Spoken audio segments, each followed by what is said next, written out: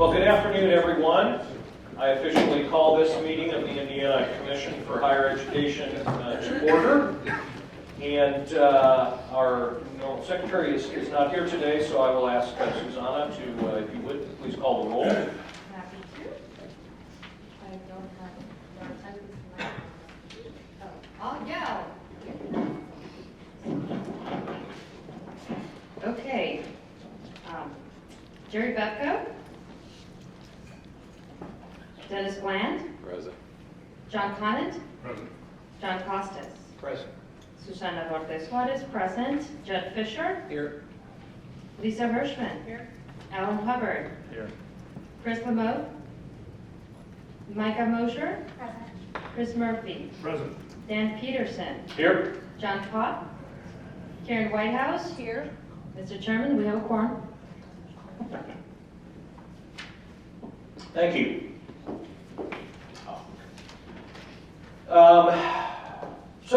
Just a couple of comments from me as chair's report. Number one, I had the great pleasure, as did a couple of other folks from the commission, attending last week's Student Advocate Conference. Is that last week?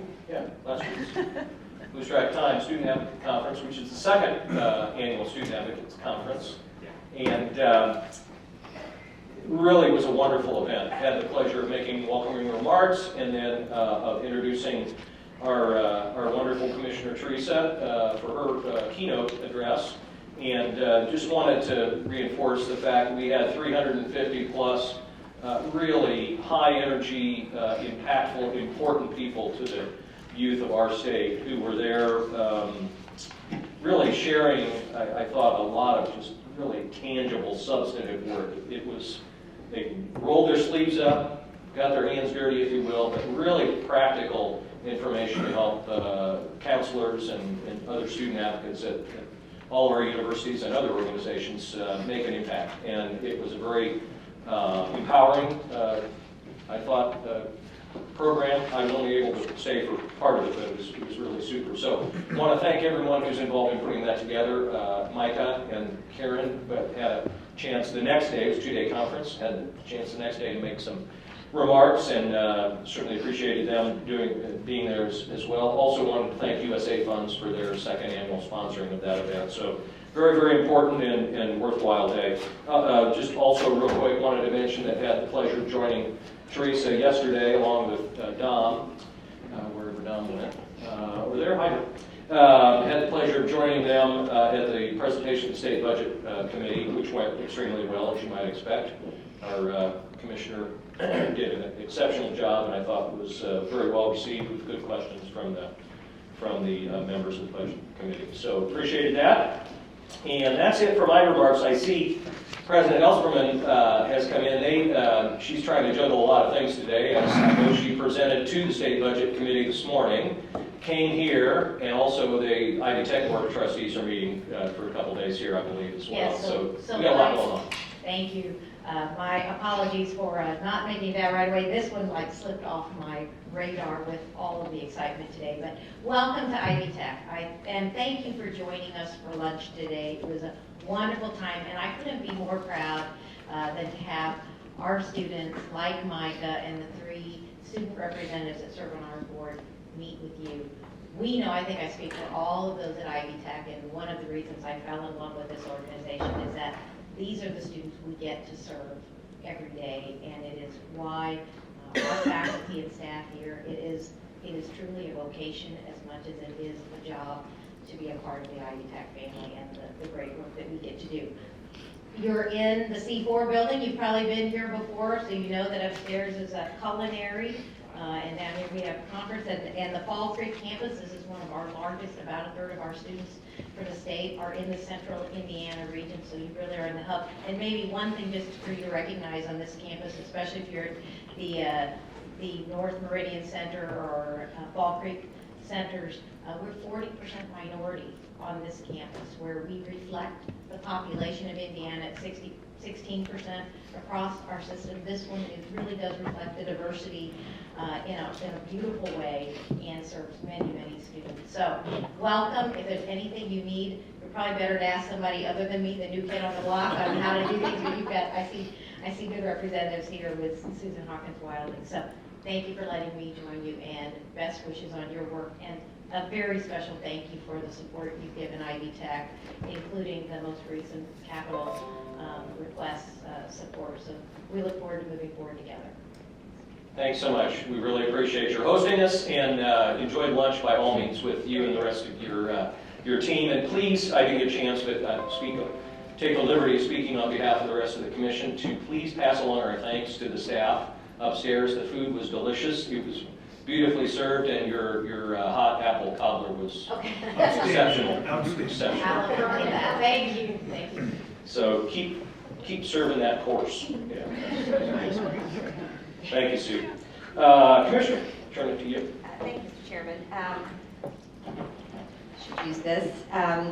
As you know, and I think most people in the room here were here this morning, so you know that we had the opportunity to review the 2017 legislative agenda this morning. And yes, that means that another year is almost over, which is hard to believe.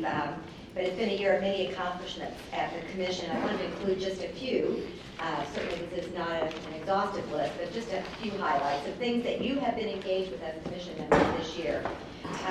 We've developed and beginning to implement a new strategic plan, reaching higher delivering values. So thank you for all the hard work you've done on that. That really is the blueprint for what we do going forward.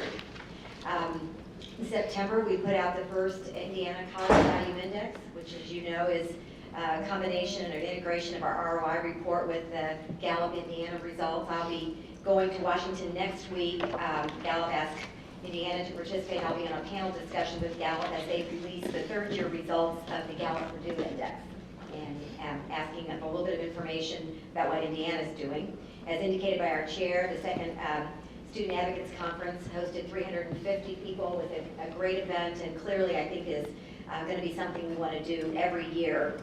I have to mention two programs that we've developed and launched this year with your help. One, the You Can Go Back campaign, and the other is the Next Generation Teacher Scholarship, which was a program which was created by the General Assembly, but given to the Commission to implement, and we've been seeing great results with both. And then, as we mentioned this morning, but I have to mention again as a major accomplishment of this year, one that we'll continue to work on next year, which is the successful implementation of the 21st Century Scholar Success Program. That's just to name a few, but I really wanted to highlight those as a way of saying thank you to you for your service this year. As we look forward to the upcoming legislative session and the next year, I think it's clear that higher education will continue to be front and center for both the national and the state discussions. In particular, I think we can expect a continued focus on issues related to value and affordability as demands are rising across the board for more return on investment kind of information and transparency. So I think we're ahead of the curve on this, but we need to continue to be committed to that work. It's interesting that we're here today, but the role of the community college, especially as it impacts work alignment and those important discussions that we started having this morning, that we'll have a part of in the public square this afternoon as well. Employer-college partnerships in that area, and new delivery models, I think, will continue, that we'll be looking at new delivery models, including accelerated models, competency-based models, and online education. I really do believe that we're well positioned to engage in all of these discussions at the Commission. A couple updates. We've been keeping you posted on our application to the Higher Learning Commission for an extension for dual credit that has been submitted with Ken's help in coordination with the colleges and universities. We believe that we will that our application is in good shape, and I think we will hear probably even by the end of next week, perhaps. Ken tells me that he's been in conversations with HLC, and they believe they have everything they need from us, in which case we would have an extension until 2022, which is good news for all of us. I just concluded my service, and I use that word gently, but as a member of the panel to study the alternatives to the ISTEP program. And there were 23 of us. We met for 7 months working on this, and we did approve a series of recommendations that have been provided to the Legislative Council and to the General Assembly. Stay tuned. I'm sure there will be action taken in the upcoming session. For us, it's especially important to monitor ISTEP as it impacts college and career readiness and the issue of whether students need remediation when they enter college. There are other areas that we care about as well, but those are of particular importance to us. I meant to mention earlier on the You Can Go Back campaign, I mentioned this because we are so encouraged by it and these numbers. I've been giving you the numbers all along with the You Can Go Back, and we've had about 4,700 matches with the colleges, people who have said they're interested in a particular college. We've had about 22,000 students who have indicated that they are applying for the adult student grant, which compares to a little over 2,000 last year at this time. We've had over 20,000 who have visited the website, but this is the good news. We've been able to go now back and look at information, and we believe we have, of the students who we have contacted through the You Can't Go Back campaign at this point, who have not been enrolled in college for at least the last 2 years, 9,000 of them are now enrolled. Now, it's clearly not only about this, but any of you who work in this area know how difficult it is.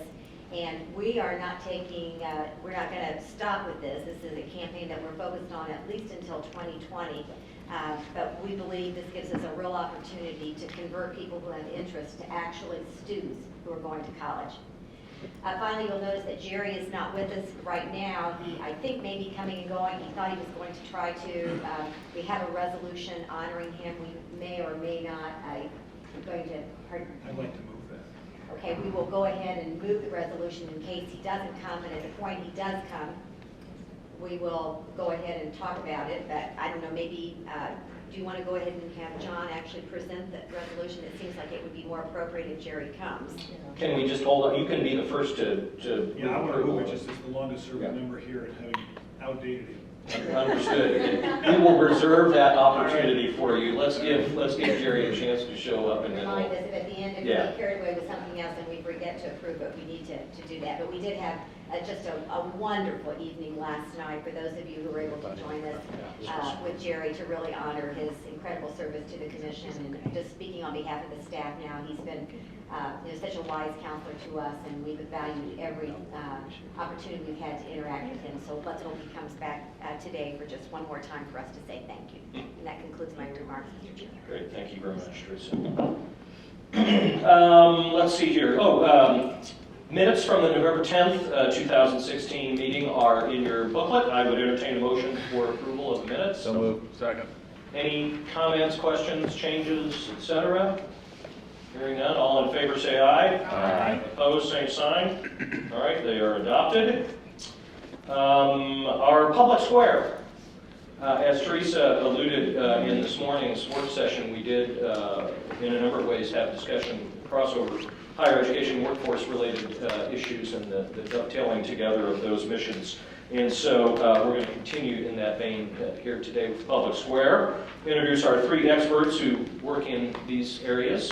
First is Beth Doyle, who's the Interim Vice President of Learning Counts with the Council for Adult and Experiential Learning, also known as CALE. We have Susan Hawkins Wilding, Assistant Vice President of Academic Advising with Ivy Tech Community College, and Jason Cloth, who's President and CEO of Ascend Indiana. Thanks for joining us. I'm going to turn it over to Sean Tierney to actually lead us through this discussion. Thank you, Mr. Chairman and members of the Commission. As you pointed out, this is part of an ongoing conversation that we know will not end today, but we hope to learn a little bit more each time we go through. And so in that vein, today's conversation will be on measuring learning through higher learning assessments as well as competency-based education.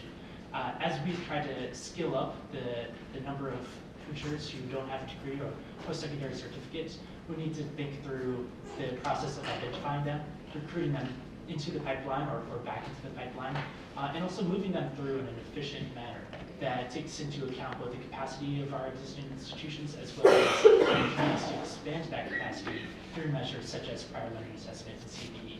And I have a feeling that we will probably be referring to both of these by their acronyms. So for the rest of the session, if you're wondering what PLA stands for, that's prior learning assessment, and CPE, competency-based education, which I'm sure our panelists will go into in a moment. So with that in mind, we're going to turn it over to Beth Doyle to start off. Thank you. Hi, thank you very much for having me today. I appreciate it.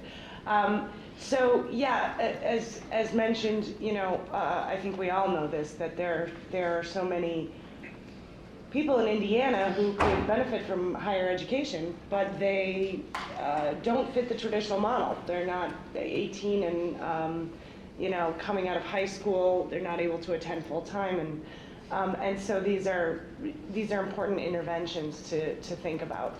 What I wanted to do was just, I do have some slides up here, and I just wanted to give a little bit of an overview, because what I've seen around the country is that people do get a little bit confused about prior learning assessment and competency-based education in terms of how they're the same and how they're different.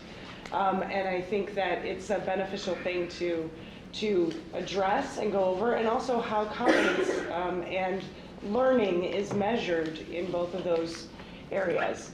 So I just was going to cover a few slides, but of course, you know, this is a discussion, and you know, what I really welcome here is for your questions and your feedback after I lay a little bit of context. So to just jump right in, we talked about, let's see if my clicker's going to work. Hang on. Uh-oh. It's probably not on. You know what? Range. I'll try it from over there and see. Yeah. I don't think it has the thing in it. Is there somebody who can just... There you go. There you go. There we go. That works. I can just call it if you want. Well, go back one. I carry a spare. There you go. There you go. It's just far away. Okay. It's I'll the stay here, distance. just leave me down. All right, that sounds good. Okay, so Go back. back one. Okay. So prior learning assessment, as you mentioned, PLA, that's what that stands for. And these are things that for those students that are working, have been working, have been in the military, and have had all these experiences, the question is surely they have learned something that is at the college level from all of that. And then the bigger question is, how do you assess that and actually know that it occurred in a way that can truly help them?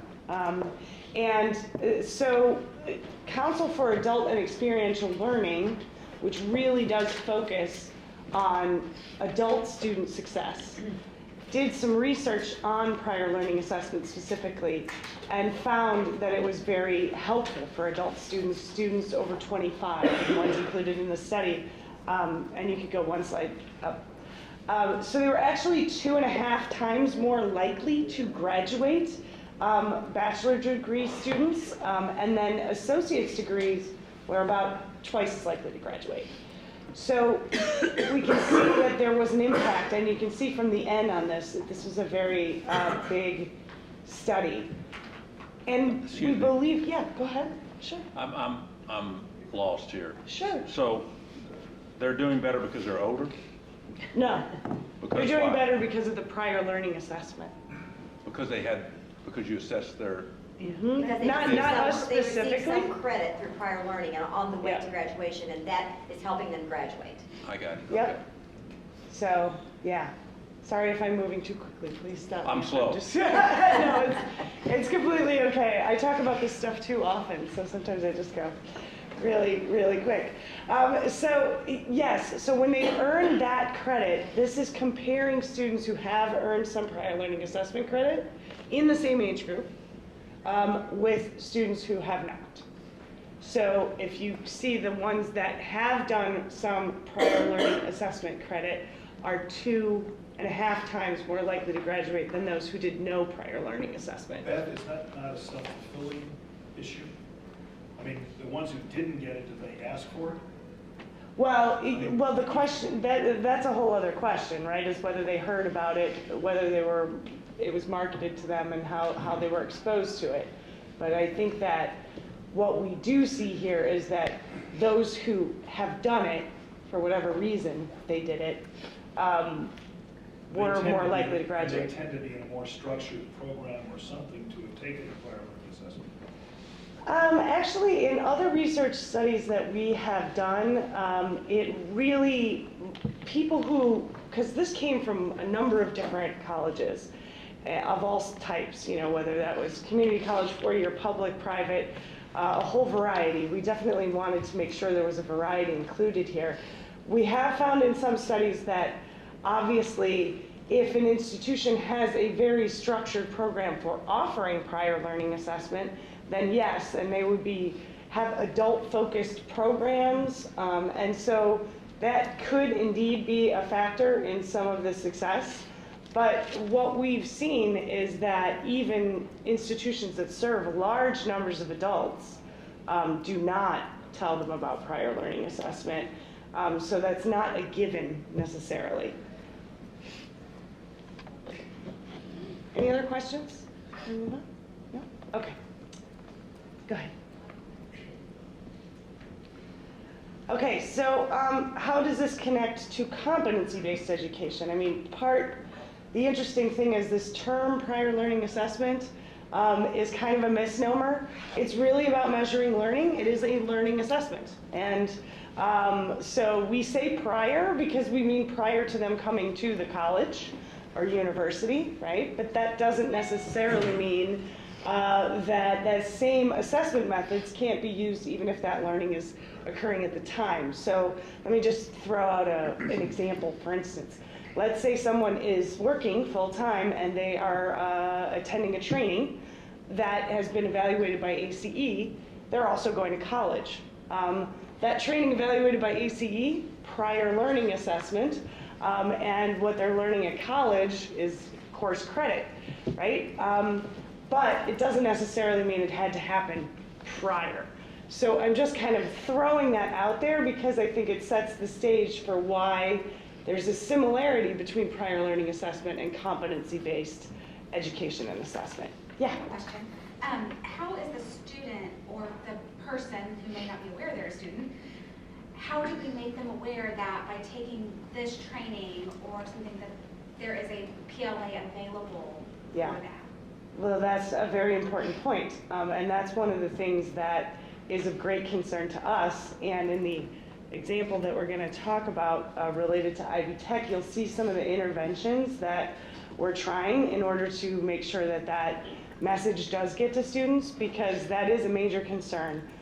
We have seen from a study that we did on Latinos in prior learning assessment that many of them had only heard about it by word of mouth, and they hadn't heard about it through the typical advising channels.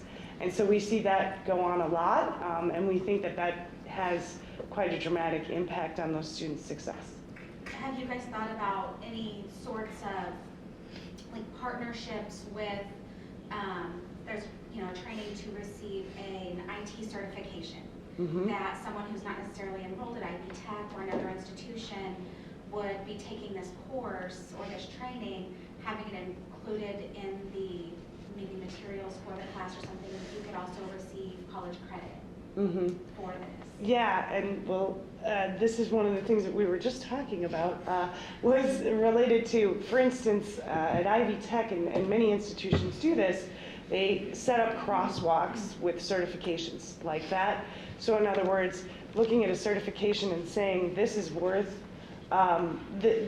these college courses lead to that same certification.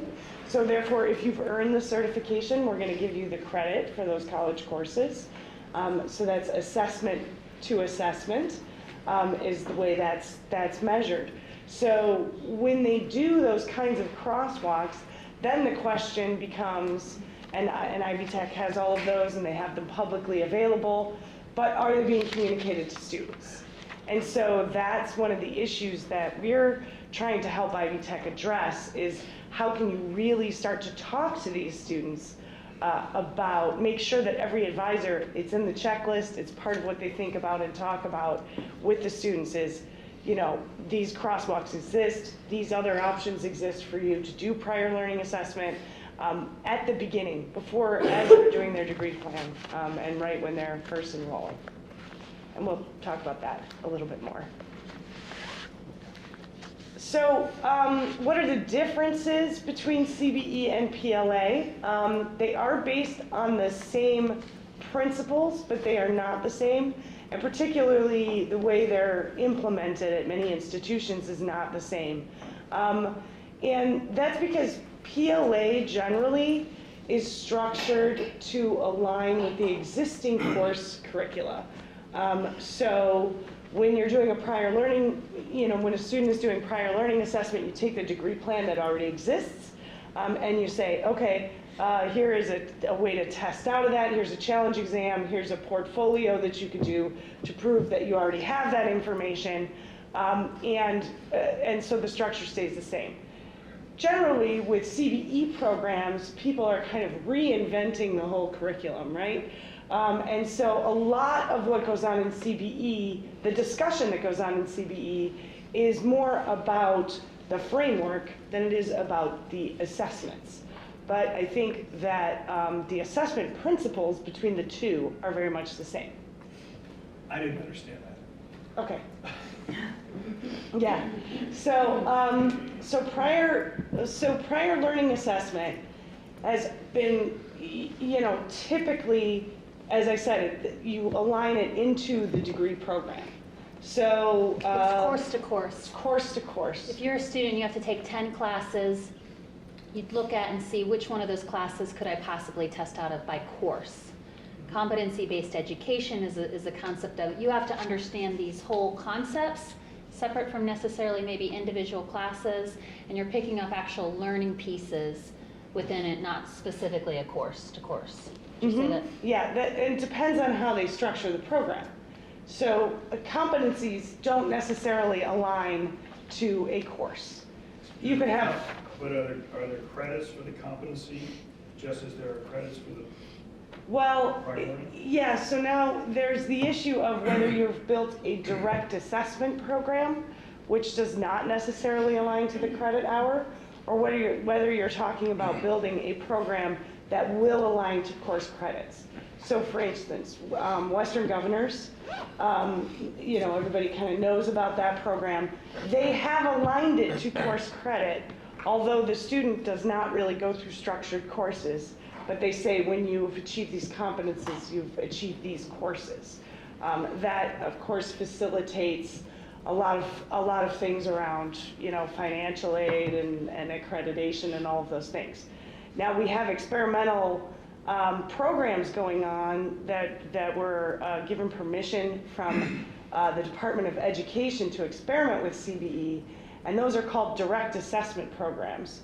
Those direct assessment programs are completely disconnected from courses. So an example of that is Southern New Hampshire University, their College for America program. So they have completely, they say these are the competencies that you need to earn in order to complete this program, and it is not aligned with specific credit hours or courses. Once the student achieves those competencies, and they're usually going through an online program where they have, projects that they do. As they complete those projects, it leads to other competencies. They do a lot of self-directed learning. They have, of course, a mentor that they work with along the way. And we'll talk about some of the standards that you'll see in CBE programs in terms of how they're structured, but those are the major differences. Does that make sense? We're getting there. We're getting there? Okay. Every slide is Keep going. could be more guaranteed. Okay. So the common philosophy between the two is knowing what a student, it really is understanding what a student knows and is able to do regardless of how or where the student learned it. So the whole idea is just to disconnect time, whether that's in a class, or whether it's now or yesterday or 5 weeks ago or 10 years ago. It's disconnect all that and actually just measure what the person can do. So part of the reason why I think this is confusing is because when you say you're going to set up, particularly with a competency-based education program in the way as I just described it, you can kind of do anything. you know, in terms of how you frame it and structure it, you can't do anything. But as long as you are measuring what the student knows and can do, and that degree has value, and that student has learned what they would learn during the course of 4 years earning a bachelor's degree, then you have that. The question is, how do you validate that and do that properly? But I think it does offer a lot of flexibility, and you will see so many different examples of how that's done. Next slide. So assessment is really defined around either competencies or learning outcomes. So in the case of prior learning assessment, even when I gave the example of somebody who completed a certification and then they're able to earn credit because of that certification that completed, that can only happen if that certification includes a valid assessment. If there's no valid assessment, then it's not a valid form of prior learning assessment to just take that credit without any assessment being involved at all. So there always has to be an assessment, no matter what form you're doing. Oftentimes CLEP tests, those sorts of things they're an exam. Portfolio assessment is even more specifically similar to competency-based education because it is really structured around the learning outcomes of the course. So even though it is course to course, it is about looking at the learning outcomes of the course and then measuring the student's learning against those outcomes. So the student has to write to those outcomes, the student has to present documentation to those learning outcomes, and the assessor has to evaluate that learning to make sure that it aligns with those learning outcomes. What you see in prior learning assessment is that those learning outcomes become really under a spotlight, right? Is that really what this course is trying to teach as you're doing prior learning assessment? I think the same thing happens with competency-based education. Once you start creating a framework of competencies, then it becomes very interesting to find out exactly what it is that your students' goals are in terms of competence. Next slide. This is just a little bit about CALE. The reason that we keep talking about that is because for all these years we've been setting the standards for prior learning assessment. And early in our history, 40 years ago, there were institutions that set up competency-based education programs. In fact, I attended one myself, which was not online, not project-based, but has been around since the 70s, which is at DePaul University in Chicago. So, and they built prior learning assessment into that, meaning there were student portfolios, there was things that could transfer in from training. There's also standardized tests like CLEP tests. And then they all aligned to competencies instead of courses.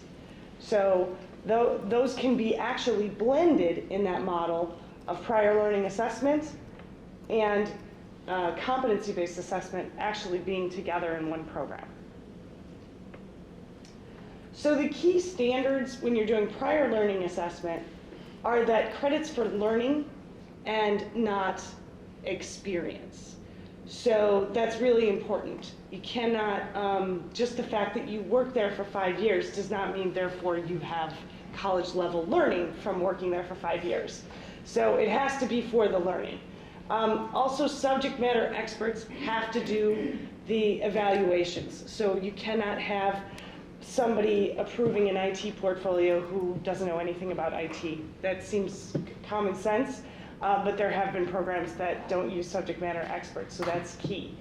And the fees have to be for the assessment, not for credit. You don't want the illusion of students paying for credit. Just as with a course, when they take a course, if they stay in that course and fail it, then they pay for it and they don't get the credit. In the same way, you want prior learning assessment to hold to those same kind of standards. And I'm thinking of, obviously, in terms of competency-based education programs, you want to be thinking in that way too. They're not paying for credits, they are paying for the learning, and they're paying for the assessment of the learning. So, I'm sorry, just to clarify what you just said. Yeah. They have to pay for the test, Yes. and they have to pay for any and all tests that they take in order to get credit. Yes. Yep. The competency-based education, as I already kind of covered this, so we can move on this one. Yeah. Go back one. Thanks. As I mentioned, with competency-based education, there is no single right way. There are lots of different ways that institutions are handling this. The Competency-Based Education Network is a group of institutions that have been sort of on the cutting edge with CBE, and they are officially coming out with their standards in March, I believe. However, I have a little preview on the next slide. And so we can look at some of these standards, and you will see some similarities. So these are just a smattering of standards that are in there. So I highly recommend that you check these out when they come out. Wait a minute, there. Okay, so, double clicking, yeah. Okay, so I hope I'm not going too far over my time here. Flag me if I'm. About 5 more minutes. 5 more minutes? So you can do that 5? Yeah. So I encourage you to take a look at it. I'll just pull out a couple of things here, which is that there's subject matter experts involved. There's clear and coherent competencies, just as there would be clear and coherent learning outcomes with prior learning assessment. There's varied forms of assessment is one of their standards as well. Just as I showed you in the prior learning assessment example of various forms, whether that's an exam or a portfolio, writing a paper, all of these different forms of assessment. And it's really another point, which I'm sure will go to the next group, is this issue of the competencies really aligning with employer needs and labor market needs as well. So just a couple of different models that you'll see out there, which we discussed when I answered some of those questions, but just to cover it really quickly. Could be either a system that aligns to courses, there are assessments, and that aligns to competence. So in other words, that's the Western Governors example, right? Where they're still aligning it to course credit, but there are assessments that assess competence, and then that aligns to courses. The other model, if you go to the next slide, is the direct assessment approach, which is where you have learning occurring online, structured projects that then assess competence, and that is disconnected from credit hour equivalencies. And as I mentioned, so then you'll have programs that are some combination. They could be course-based with some prior learning assessment. They could be competency-based with courses and prior learning assessment, or they could be a fully direct assessment model. And that was essentially what I was going to cover. Are there further questions on some of these issues? Yeah. I know. I'm looking for one. Oh, heck. So I went back to school. I had an associate's degree, went back to school and got my bachelor's degree with an adult cohort. And thank you. And I took a CLEP test. I actually tested out of that, studied for it and tested out of that. But then I had credit for, I think they call it life experience, but it involved not just the years that I had put in as a manager, but also what my boss was able to document that I had done. But then I think I wrote a paper as well. I don't remember there being an extra charge for that. So my question is, and we discussed this briefly this morning, if student aid can be used for CLEP tests to help offset the expense of that, then how would that also be able to be used for those prior learning assessments? Yeah, so, Ideas, yeah. right, that's really the portfolio assessment method. And what some institutions do is they actually, they create a course that helps a student reflect on their learning, and is a 3-credit course. Within that course cost is embedded the course, the cost of some assessments. Now, so this course becomes a way as an adult to reflect on your learning and then see where you're going forward, which a lot of people find beneficial anyway. And then they also learn how to put together a portfolio, so they're not doing it, you know, they're more prepared to do it, because it is a pretty rigorous form of assessment when done well, as I'm sure you know. So I did one too. So and then what happens is, you know, you have to really determine whether that assessment was valid, and so. I kind of lost my train of thought. I just went, sorry. I was like, where was I going? You answered it. Okay. But just that the financial aid would Yes. essentially, I hear you saying, cover that course Yes. that has been set up for evaluation, assessment, and then hopefully And it granting. guides the student through the process, as opposed to like, we Right, would right. hand the student the sheet maybe that said, here you go, here's what you need in your portfolio. Go off and prosper on your own. You know, good luck. I did, yeah. Where this walks them through it in a step-by-step guide, and then because of that, it's an actual course that receives credit. Financial aid covers that course Yeah, and I as think well. I hear you saying it's more intentional. Mine was just, here's what you need to do, go do Right. it. Yeah. Yeah.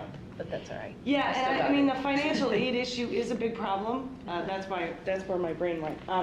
Was, you know, our preference as Kale would be that, you know, federal financial aid would cover prior learning assessment. We don't really understand why it wouldn't.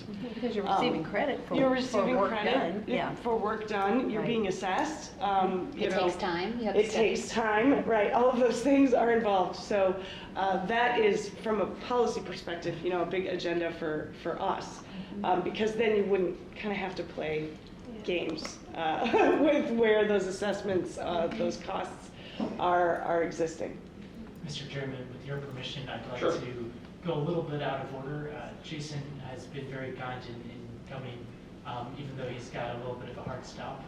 It sounds like we've still got some more questions on PLA and CPE. If with your permission, if we could go to Jason and then come back afterwards, so that we make sure that he gets to his next appointment on time.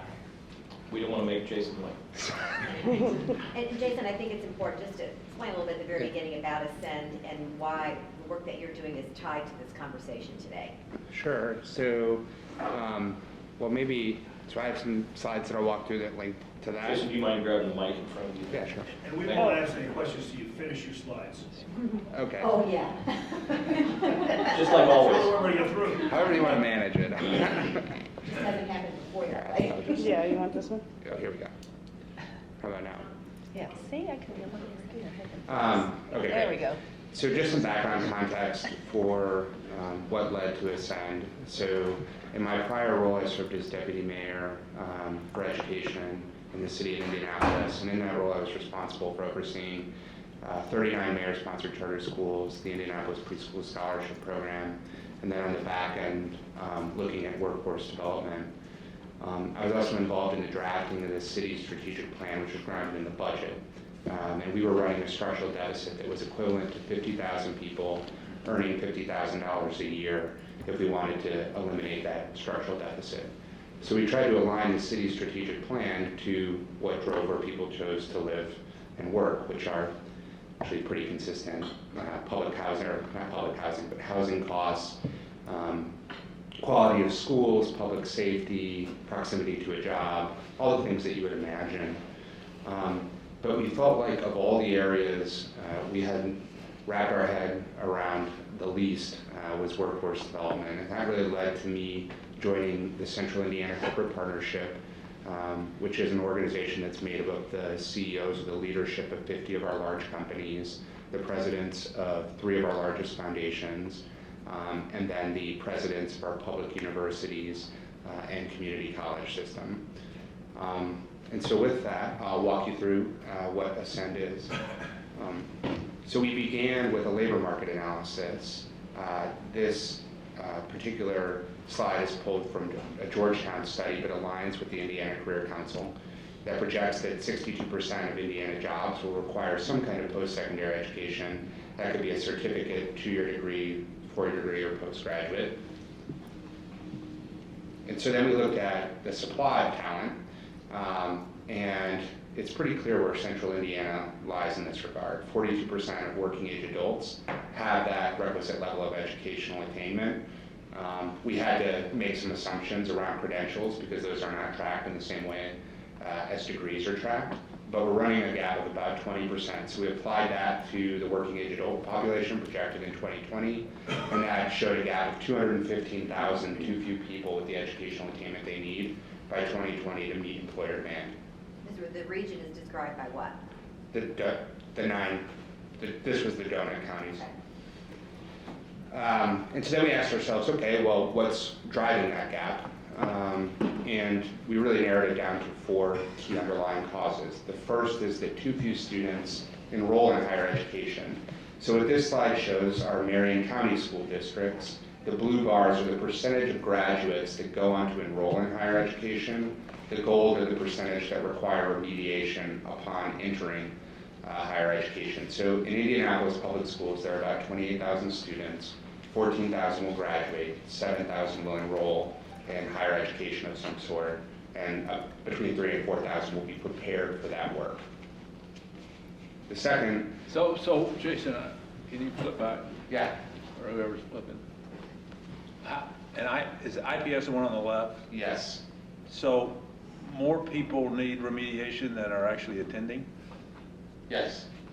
How does that work? No, that's 50% of the. It's 54% of those that attend. Oh, I see. Oh, I'm sorry.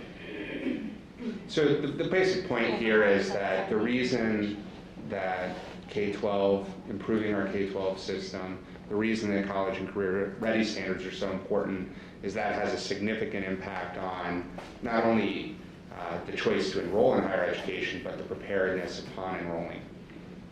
The second, and this was pulled from a study that was conducted for the governor's office, was too few students concentrating in areas where there are jobs. So the blue bars are open jobs in 2013 by specific sector of the economy. The gold and the green bars are the productions of credentials directly aligned to those types of jobs in that same period of time. Again, these are only central Indiana institutions that we're pulling from. And is that just demand for certificates? No, this is just demand for certificates or bachelor's or graduate degrees aligned to those fields. Can you read the bottom? What the? It says CTE concentrator. No, what's? Across the line. I can't read the. Oh, sorry. Construction. Construction, life sciences and engineering, IT, manufacturing, logistics, health, and financial services. One thing I also find fascinating is that we tend to talk about clusters a lot in Indiana, so we tend to talk a lot about the life sciences or healthcare. Business services actually makes up a very large share of our overall labor market, and we don't always tend to highlight that. That would be things like Anthem, One America, United Healthcare.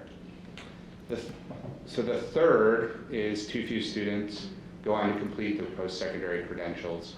So this just shows graduation rates within 4 years for our public colleges, the average of the regional campuses, and for Ivy Techs. That would be 4 years for a bachelor's degree, 2 years for an associate's degree for full-time, fully enrolled students. The figures on the right are within 6 years for a 4-year degree, 3 years for a 2-year degree. We actually pulled these from the commission's reports. What's also troubling about this is the percentage of students that are graduating from IU and Purdue that are coming out of state or from out of country. I think it's 48% of Purdue, 19% are from outside the country. So the likelihood that those people live and work in our economy after graduating is lower. And then finally, yes? Quick question. Am I reading right that you've got 2010 as your base year there? Yeah, so this cohort, the cohort, it's Started in 2010 because, or no? 2007. Is there any more recent 6 years old. We pulled this, oh, sorry, go ahead, Teresa. Well, you have to have 6 years, so you have, for a lot of the information you have, it's those who are taking 6 years to get it, so it's not, so I think, is this from our most recent college completion report, or the one before? We pulled this particular slide deck together This is about a year most ago. Information, yes. That's all information. There's no information. Well, that's an entry date, right? Yeah, that's That's right. Yes. No, 2010 is not an People graduated in 14 in 4 years, or 16 in 6 years, so we're not gonna get newer data than that. So when they enter, This is finishing. they This was- finish in 2027. Well, the data for 2010 is students who entered in 2010, right? The data is for the cohort that began in 2007. What's that, Stacy? Would you like to speak to that? Pardon? That is from an older report. Yeah, we've got the data, but it'll hold up different. No. Well, I guess that's what I'm saying. I mean, It's I'm not gonna be looking at the significantly data and I'm different. wondering how it Point compares six with percent. current.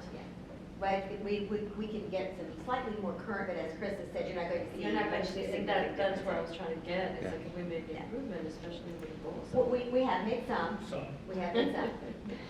Thank you. That's good feedback. I will update it based on the latest report. But I do think the narrative is pretty It is. consistent. And then finally, too few students find a job when they graduate and stay in Indiana long term. So within 5 years, only 55% of Indiana college graduates live and work in Indiana. And so Ascend then is really born out of that work. So if we move to the next slide, we try to describe what that pipeline looks like. So the center is the gap. So if we have 215,000 too few working age adults, how do you impact that? And there are really two ways outside of attracting talent from outside the state to jobs here in Indiana. The first is the 486,000 students that are moving their way through K-12 career and technical education 2-year and 4-year institutions. The second is the 1.2 million working age adults that have some level of educational attainment but could basically be upskilled. And so we try to highlight both of those, and the reason for that is you can't close the projected gap without looking at both sides of that pipeline. And so our focus is on addressing the underlying causes of the problem of too few enrolling, concentrating, completing, or finding a job, but then also employer-led efforts that make the ecosystem work more effectively over time in public policy, communications, investment, and research and data.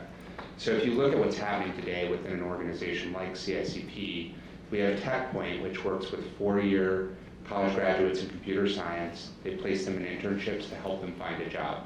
Connexus works with students in career and technical education across the state. They make sure they concentrate in the right curriculum, that they complete it, and that they find a job through an internship. BioCrossroads works predominantly in life sciences, in research, public policy, investment. We do not, to my knowledge, have a coordinated effort in healthcare or in business services or in other major parts of our workforce. And so the vision for Ascend is for every employer to have access to the workforce they need to thrive and to grow, and for every person to be able to pursue a meaningful career path. And the way that we do that as an intermediary is really in 4 priority areas.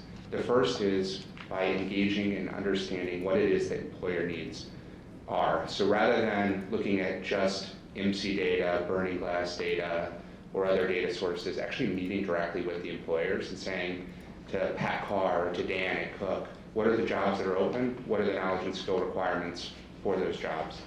The second is identifying and connecting talent to those jobs. So we'll actually field a team of recruiters and are building out a talent matching platform that'll help us link students to job opportunities. The third is building new talent pipelines. So when demand and supply are misaligned, how do we bring employers together alongside higher education institutions to create new talent pipelines? So we just finished building a nursing program with the University of Indianapolis and Community Health Network. That's a really exciting non-traditional model. We have 2 more major employers working with us to build new talent pipelines in the coming months. And then we also plan to incubate proven programs. So College for America was referenced earlier. They're one of the leaders in competency-based education, and certainly in a business-to-business model. And so we intend to launch an official partnership with them in the coming months. And then finally, to feed all that information, everything we learned, back into public policy to inform decision-making that would yield better results. So that's essentially what Ascend Indiana is and the background context behind it. This is Central Indiana specific, right? It is Central Indiana specific. There have been, so Dick Geremini at Wabash National also serves on our board and executive committee, and they're looking at developing a strategy for that particular region. He's interested in thinking about how we could link these efforts together. Well, I like especially modeling and being able to build a replicable model. And also, if you build a lot of the infrastructure, how do you allow other entities to be able to take advantage of that infrastructure and learn from it? And then in Bloomington. Yeah, I was just going to say, I think what you're doing as well through Ascend is link with other regions of the state that have similar and yet different efforts to try and build their workforce pipelines, linking together with them to help support each other, make sure we're talking common language, common model. Yeah, so the ROI effort in Bloomington's a great example of that. They're taking a slightly different approach in areas, but what we're committed to is learning from one another. Jason, it seems to me there's somewhat of a disconnect between what looks to be the demand for people. You have the financial services 11,000, which actually blows my mind. It's hard for me to believe that. But the demand, and then you've got 55% are leaving the state and not here 5 years later. So what is it? Why are they leaving? Aren't they leaving because there isn't opportunity here as far as they're concerned? Yeah, so I think that there are a number of reasons why people leave. One of them is demand, which can they make as much money in Indiana as they can make somewhere else. So I was meeting with the dean of the Culinary School at Purdue, and in the course of our conversation, he said that the average Culinary graduate makes $9,000 more if they leave Indiana than they make if they stay and work here. So that would suggest that it's a demand side issue. But the other issue is where we're bringing students in to begin with. So if it's also true that 48% of students that are enrolling at Purdue are coming from outside the state and 19% are coming from outside the country, then it would also suggest that it's a supply side issue, that those individuals that are enrolling are less likely to live and work here. And then I also think asymmetry of information is a major driver of this. People just don't know the companies that exist within our labor market. So I went to the University of Illinois Urbana-Champaign. If you had asked me to name as many Indiana companies as I could in 5 minutes when I was a senior in college, I might have been able to list off maybe 5, and probably 2 of those would have been the Pacers and the Colts. I just think that there's not good information in the labor market, and that's one of the things we want to address. Did that somewhat address your question? I guess one of the things I'm also concerned about is that, kids coming out of school, forget the ones that are from out of state, but even that is true for them, they tend to want to go to the bigger cities. And so whenever I'm talking to somebody, they're off to Chicago, or they're going to Indianapolis, which is the big city from our area, one of them, or they're going to, if they're coming out of a really good school with a great program, then they're looking at places around the country. We may get them back when they have that first child or second child.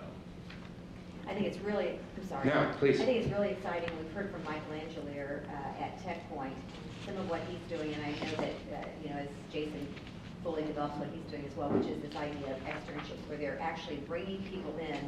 They're living in Indianapolis. They're having an experience. They actually, you'll remember, he tracked what people thought about the likelihood that they would stay in Indiana before they did this and how it changed after they'd actually had that experience. This is going to be much more high touch in terms of people's lives and exposing them to the benefits.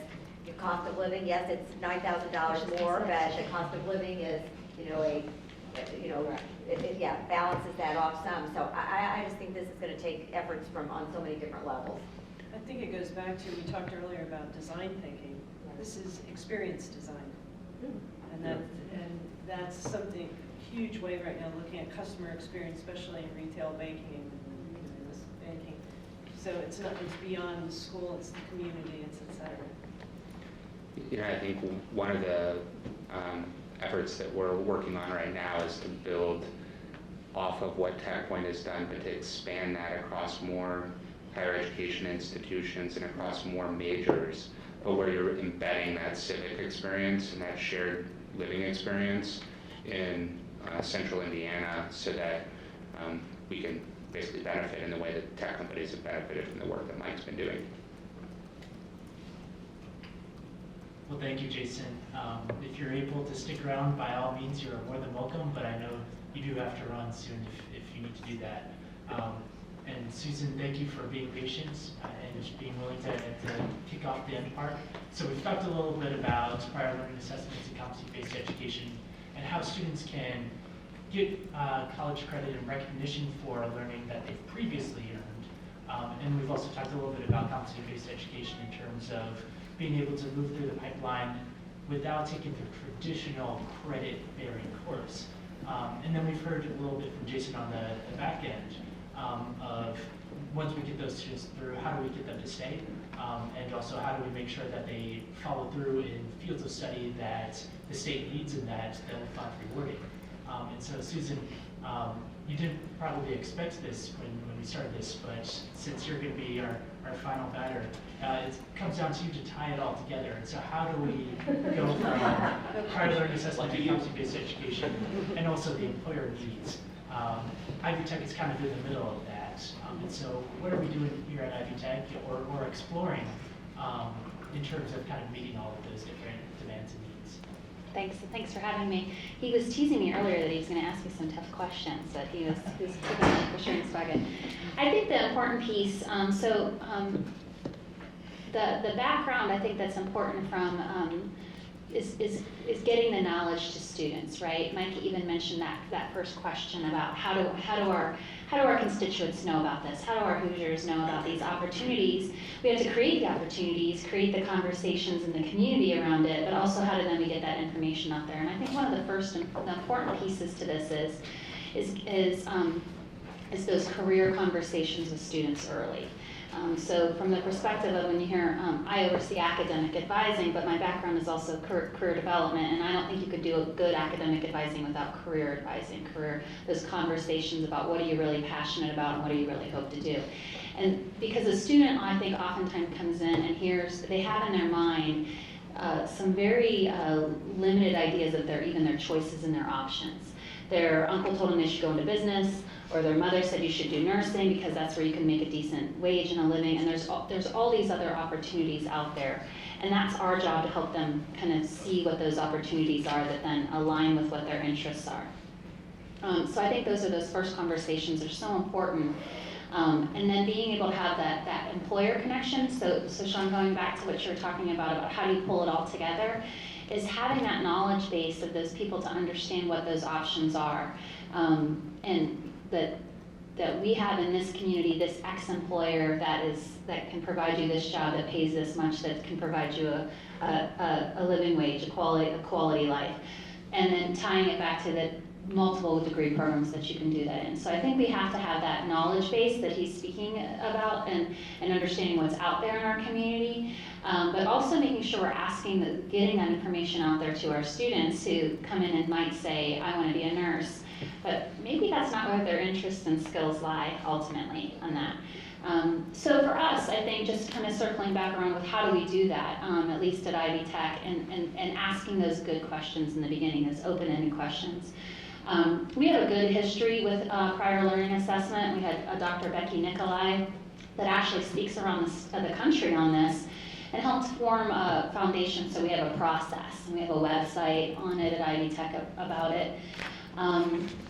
But I think that just having that out there is important, but it's passive too in some ways. We train some people and then things come and go and change, and there's different focuses. And so for us to come back around to it this year specifically, we have an intake form that an electronic tool that we use in advising that helps kind of guide the advisor through a conversation, so we're not forgetting to ask things. You say the same things over and over again. It's like, did I say that to you, or did I say that to you? And so it's just I don't like to call it a script, but it's a way for us to make sure we're asking, like thinking of all those things that we don't think to ask. And one of them is, do you have any prior learning? And then there's detailed questions, so we're trying to dig deep and ask it. I had an interesting experience just recently with a student who was wanting to come back to Ivy Tech and was discouraged with the fact that they had 3 different transcripts from different institutions, growing me in, and he just really wants this not for anything other than an accomplishment for himself, really. And was just, I think, discouraged with himself on it, and just needed somebody to be like, hey, you have credit, you didn't fail anything, yes, that was lessons learned, and what about possibly taking a CLEP test because he has knowledge base in marketing? And no one had ever actually said that to him before, that he could have, that experience you had, that yes, what you've done in your life is valuable. First of all, you got this credit already from 3 different institutions that you can bring over. And I don't think necessarily people understand that credit can transfer necessarily. Number 2, you have life experiences, so let's talk about that through portfolio or CLEP testing, and certainly with more advances in higher education to even look at competency-based education in that. So we have that primer, that intake form to ask, to make sure that we're asking that question from that perspective at Ivy Tech. And now, our partnership with Kale in that piece to take it another level of like having a tool to help a student walk through that process too, so it's top of mind. So we're just beginning this process of, this is our first term review, and making sure that question was asked in the intake on prior learning assessment, so that we've been doing it, but I think there's a more intentionality behind it now, coupling it with this, with the tool that we're working on and that process. I think the next step is for us to make sure that we can market this better out there to people who aren't at Ivy Tech yet, so that they know it's an option. And working with our faculty so that everybody's aware that this is out there. We have a training next week on it with advisors, so we're in the beginning stages of just kind of I always talk about, we have a toolkit, but just if you think of a basket at your home that you keep important things in, as you add things to it, there's stuff that sits on the bottom that you forget about. And so part of this is just shuffling that back up to the top so it's top of mind for us to come back to it and look at it in a more consistent way so that we're reaching those people. But really, to get to your first question, it's making sure that we're asking those good career conversations in the beginning, opening that door to a student, exploring other possibilities that they didn't even know existed. Our computing sciences, for example. 10 years ago, half of those areas of study didn't even exist. So how would you even have known about them? They were so new. And that's a big, huge thing for us from an advising perspective, of us staying on top of what is the industry out there, the changes in the needs and technology. And that's an easy one, right? Because we can see such fast changes in technology. But that's true in all kinds of areas. And staying on top of what the workforce needs are, and then how that relates to actual programs. And then frankly, do we have the programs that meet those workforce needs? But I think it's an awareness piece for our students to even know those options are out there, and that's certainly something that we're really trying to be intentional about in that. Thank you. And in terms of, you were talking about kind of trying to develop a transcript, or not a transcript, but sort of a script for assessing and asking students about their prior learning. As this kind of evolves, how does the role of faculty mentors, counselors, advisors, how does that all fit into this? Mm-hmm. So this is a good time that you asked me this question, because I just have come off the road from actually meeting with faculty and doing focus groups.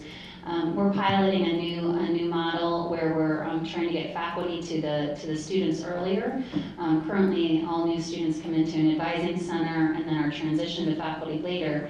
But keeping the student with a professional advisor their whole time, so there's always that touch point, but getting those experts from the actual program areas with the students to be able to talk to them about those opportunities is what we're working on. And I think that piece is, if you're an advisor, and even if you're trained on it, if you're not, that's not your field, it's something you don't know as well. And so that connection between those having two people, sometimes more, but two people as an example, be that the professional advisor understanding all the policies, understanding financial aid, what gets credit, what doesn't get credit, understanding that this is what happens if we withdraw from a class, and then coupling that with the expert, a faculty person who's an expert in that field, I think is a great partnership. And the other piece to it, through technology, we're lucky that we have the tool that we can write those notes, and you might not be here today, but you met with that student, and I can see what you said, and we're supporting each other, even if those conversations happen disparately. So that's the exciting piece to it. And then the third part of that, speaking of assessment, we can then, because we have the technology, we can pull those reports and that assessment and look at who are the students we've seen, who haven't we seen, how can we reach out to those that we haven't contacted, or we've contacted this student, they said they expressed an interest in doing PLA, did they do PLA? Why didn't they? Let's call, let's reach out to them and see what else we can do to support them to possibly get that credit, or did we recommend that they do an informational interview at a company so that they could see what opportunities are out there? Did they do that? If they didn't, can we, so that high touch, you're even speaking about it when you're talking about recruiting and getting people in the community, that same concept, but in our world of higher education to try to make those help that student make the connections themselves. Can I ask a question? Please. When you talk about the numbers we saw here, the 250,000, Jason was going through, the 1.4 million, we're in the process as an employer trying to encourage our people to go back and get degrees. We have a lot that are high school graduates, and then we have a number that had some college. So we went to Ivy Tech and sort of put together a program. But when I talked about prior learning assessment or competency-based education and getting credit for a lot of training that we've done, they looked at me like, I'm not sure how we do that. Jesus, a library course, we've got 300 different courses that people take on what we call BBS, just to become better at what they do inside the bank, inside the entity.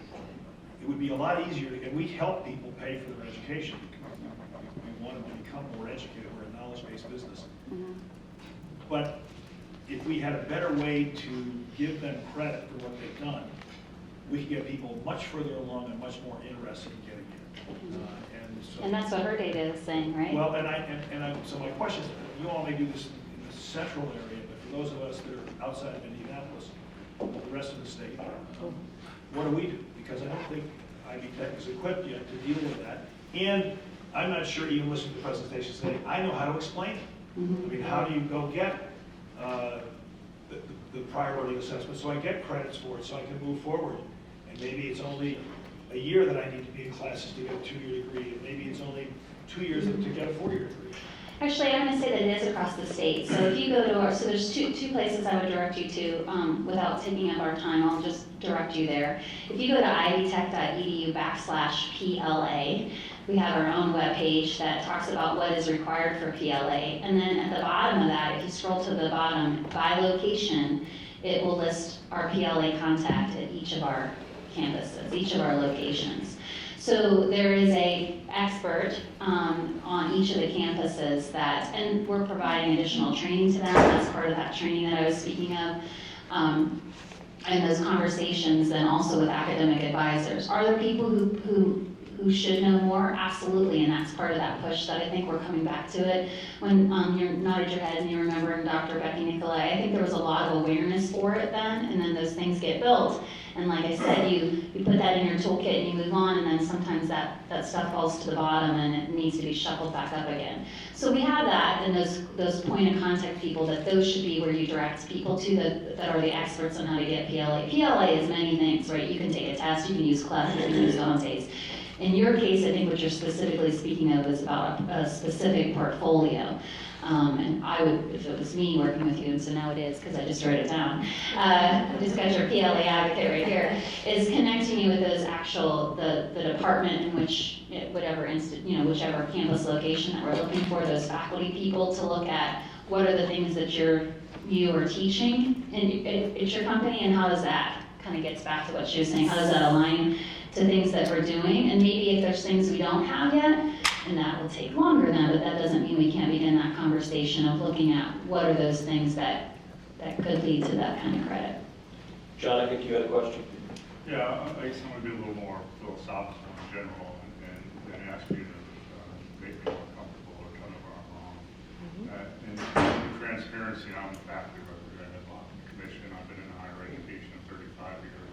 Put my own tenure in education on there. I've seen a lot, and I've been in these discussions for a very long time. We all understand that students come to higher education with very different base knowledges. They come in this way, and we want them to leave some other way with enhanced human capital. So I'm completely comfortable with the idea that we need to do a far better job of assessing their current human capital as they enter the higher education system, and that we had to have some way of determining how much of the path that we're going to put them on they already know and have in their human capital, so they don't need to do. What makes me uncomfortable is what I see as a switch from higher education becoming an entity that emphasizes teaching and learning to an entity that far more emphasizes assessment. And I am quite uncomfortable with that. Well, so let me start with one thing that came from the research related to prior learning assessment, which was that those students actually on average took 9.9 more course credits at the institution than the ones who did not do prior learning assessment. So when it comes to prior learning assessment itself, they actually do more learning because they stay and they persist in their studies. So it feels a little counterintuitive. It's very understandable why someone would think, well, if we're going to assess their learning, then they're not going to take the course and they're going to learn less. But that's actually not the case. It's not, again, it's not where you put them along the pathway when they enter. It's more of a concern of what happens while they're in the system. Yeah. And while they're in the system, it seems to me that we're not talking about teaching and learning anymore. We're simply talking about how we assess what they get kind of from their coach or their assessor along the way. And I think that's where my concern is. Can I ask a question? Because I think it's an interesting thing and I want to understand it better. When you say teaching and learning, I feel like when you just said that I was maybe catching on more to what you're saying. Tell me what you think is happening in teaching and learning that is lost in the assessment piece. I think no matter how careful and thorough you are in the designing of learning outcomes, student outcomes, competencies, whatever you want to call it, you do not catch the majority of what happens within a classroom. And so if you're not emphasizing the basic content, the accepted general content of a particular academic class, or you're simply assessing these certain outcomes that have been assigned to that as a subset of a program outcome, there's a whole lot that's being missed that gets taught and learned in the classroom, that the most careful design of outcomes and competencies are not going to catch. But I think that we do have to consider what gets lost if students feel frustrated or feel like they're covering material that they already know. You know, even just this morning. Well, again, I'm with you on up to. And I don't think you certify their human capital when they get in the system. So with that said, I'm completely with you on that part. Right. It's how you're going from where you are when you enter the system, complete credit for your human capital as exists when you enter the system while you're in the education system. So are you speaking to, for example, the fact that the 30 credit hour gen ed core or the single articulation pathways that are based on learning outcomes? I'm trying to figure out which part of this competency thing do we do when they're actually, as opposed to the, what are your prerequisites that you've met, or what do you know, what are we actually doing that we're measuring in a competency-based way? So that would be sort of maybe the college for all kind of model that you'd be talking about. Assessment is, by its very nature, a sampling process. I hear what you're saying. No. And if you're going to sample everything, then assessment really doesn't mean anything, right?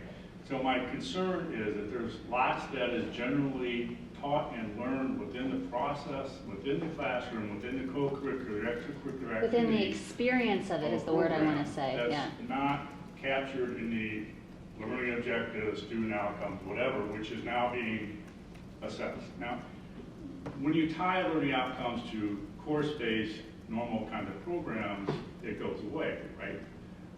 But we've been talking a lot about replacing, supplementing, substituting the normal higher education, classroom, credit-based, course-based education system with something that is far less learning intensive and far more assessment intensive. And that's where I get uncomfortable. So is it less about so that goes to the CB, that goes to competency-based education conversation, less than it does the PLA, prior learning assessment, here's a course here or there, but the competency-based education piece is where I hear you going with that. Got it, okay. However, I just want to kind of Yeah, go ahead. understand your point and to perhaps add a little bit to the conversation. I think your points are very valid when you are talking about the students that are coming into the learning or reading out of higher education from high school. I would posit that the adults that are coming back in to maybe test out of life learned experiences Yeah, I'm really comfortable with that aspect. would be a different approach, and this is where I think this augmentation of that adult-based, and obviously they're all adults, but perhaps a returning person into the education system. I mean, I graduated with a political science degree. I've been in corporate communications and marketing for 25 years. So if I go back to get my degree in marketing communications, I could probably test out of most of those classes, just on my life experience knowledge. So I mean, just for me, I hope I would. But my point is, I think these models are perhaps better served or are in a different market space. Actually, I think it even ties to what we were saying here about the frustration of being in the banking industry. They've learned all this stuff, but now you don't have an assessment. So it's the flip side of it almost. So that concern that you're having of just totally measuring those actual nuts and bolts pieces and not the stuff that's lost in the middle is the same frustration I think you have from a different perspective, and that there's all this stuff that's hard for us to quantify that is such vast learning that they've had at your institution that it doesn't equate the backwards way as well as you would want it to either. So I think it's an interesting piece. Really extreme out there comparison to try to illustrate my concern. It seems to me that we're moving toward a system that just says, we don't care where you learn, what you learn, come in here, zap you, we measure your human capital, stamp you, you have a degree. Yeah. Yeah, well, and you should be concerned about that. I mean, if you think, well, because if you think about with prior learning assessment, the same sort of thing has happened. You know, the diploma mill phenomenon, or, you know, there has to be standards around this, and there has to be rigor around it. And that's why I said, well, you can do whatever you want, but you can't do whatever you want, right? You know, even in some of those standards that I put up there from CBEN, you know, one of them is about the kind of interaction that the students should be having with faculty and the kind of learning that should be going on, and that it shouldn't just be some computer-generated, you know, kind of automated process. But then on the other hand, it is that balance, as Susan's talking about, of, you know, balancing that with the situation where you have somebody who's been working for 20 years in a field, and you're going to make them, you know, the example we looked this morning that came up was people who learn AutoCAD.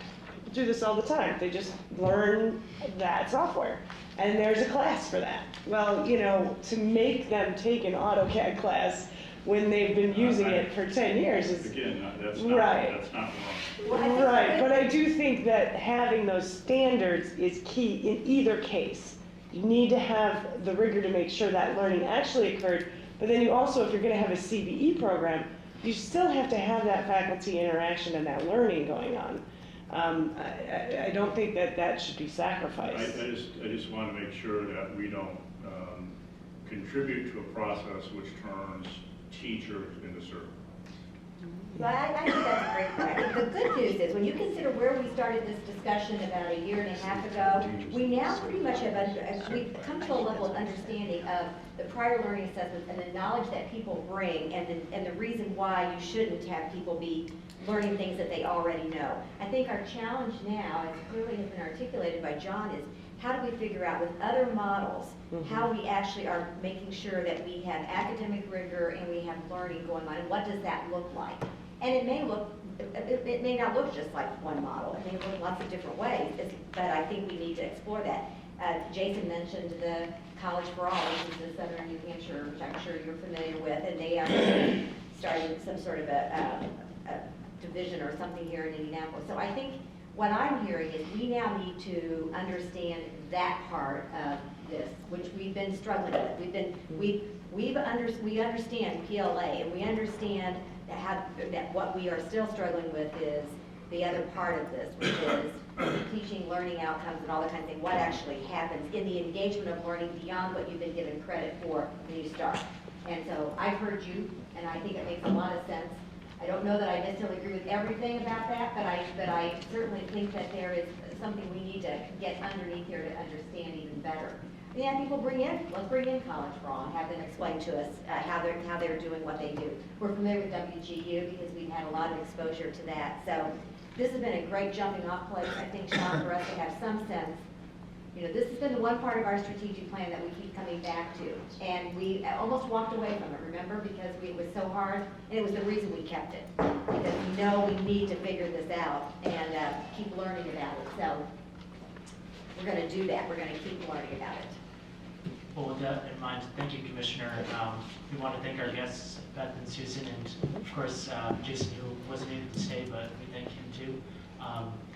A really great, inspiriting conversation, and so we know this isn't the last we've heard of PLA and CPE, but we really appreciate the time and efforts that you've given here at the Commission, as well as all of the conversations and questions, and we invite all of these thoughts to continue and to express them with us as we start thinking down this road. In the meantime, though, I think this really concludes our public square. And so thank you again, and I'm going to turn it back over to Jerry. Well done, Sean. One more statement. I think the interesting thing about this discussion is we have always put this in the context of the continuing discussion about quality in our last strategic plan, and that competency has become a part of our quality discussion and academic rigor, and we should continue, I think, to really make sure that we tie those discussions together, academic rigor and quality, with these kinds of delivery systems. So thank you. I know you can pass along Chris Lamote. Yes, we always, I told them to talk Always about brings up quality. Mr. Chairman, can I move adoption of? Yeah, I was just going to say, you may. I'm not going to read it, everybody's got it. No, but I think John might want to read it, if you wouldn't mind. I know you're prepared to do that real quickly, but yes. So I will entertain a motion by Chris that has been made for the resolution honoring Dr. Jerry Betko. Susanna is seconded. John, if you wouldn't mind. Yes, I'm honored to read a resolution honoring Jerry Betko. Could you pull that mic a little closer? I'm sorry. Thank you. Just want to make sure they pick it up on the mics. Whereas Jerry Betko served with distinction on the Indiana Commission for Higher Education since his initial appointment in July 2006 and reappointments in July 2010 and July 2014 as an at-large member. And whereas Jerry was actively engaged in the development of 6 biennial budget recommendations, most recently the Commission's recommendation for the 2017-19 biennium, and whereas he helped shape the Commission's strategic vision as expressed in 3 updates to the Commission's strategic plan, reaching higher, achieving more, and reaching higher, delivering value. And whereas Jerry has been a member of the Academic Affairs and Quality Committee since its creation in 2011 and has served as chair of that committee on 2 occasions for all but 1 year of the committee's existence. And whereas his leadership of the AA&Q committee has contributed to a much more streamlined and productive way of reviewing the program proposals and recommending acts to the commission, which has been applauded by all parties involved in the process. And whereas Jerry's distinguished academic career as a professor, law school dean, and for 17 years, chancellor of the IUPUI campus, brought a unique and extraordinarily valuable perspective to the commission's work over the past decade, whose impact on cultivating a constructive working relationship between the commission and Indiana higher education institutions cannot be overestimated. Now therefore be it resolved that the Indiana Commission for Higher Education expresses its deep appreciation to Gerald Whitcomb for his 10 years of service to the state on behalf of Indiana higher education, and wishes him, as he continues his teaching and professional service at the McKinley School of Law at IUPUI. Wonderful, very well written, very well read. Any other comments, questions before we call the vote? Wonderful. I assume this will be well received. All in favor say aye. Aye. Opposed, same. Motion has passed, and we are sad that we can't honor Jerry here today with this resolution. I think he certainly sensed our appreciation and affection for him last evening at dinner. So we'll make sure this gets passed along appropriately. All right, business items. This shouldn't take it too long. We have one academic degree program on the agenda for expedited action. It's listed on page 11 of your booklets, and that is for the Bachelor of Science in Health Data Science to be offered by Indiana University at Indiana University, Purdue University, Indianapolis. I would entertain a motion. So moved. Second. Thank you very much. Any questions or comments? All in favor, say aye. Aye. Opposed, same. All right, very good. It's approved. And we have one capital project for expedited action. That's for Ball State University, the Dr. Don Chandel Practice Center, which is listed on page 15 of your book. I'd entertain a motion there. Second. Any questions or comments on that? All right, hearing none. All in favor, say aye. Aye. Very good. Opposed, same. That is approved. And you can find the information items in your booklet starting on page 19. Is there any old business? Any new business to bring to the table? Hearing none, I will consider this motion or this meeting adjourned, and our next meeting will be on February 9th, 2017 in Indianapolis. So this meeting is adjourned. Thank you all very much, and a wonderful holiday to each and every one of you.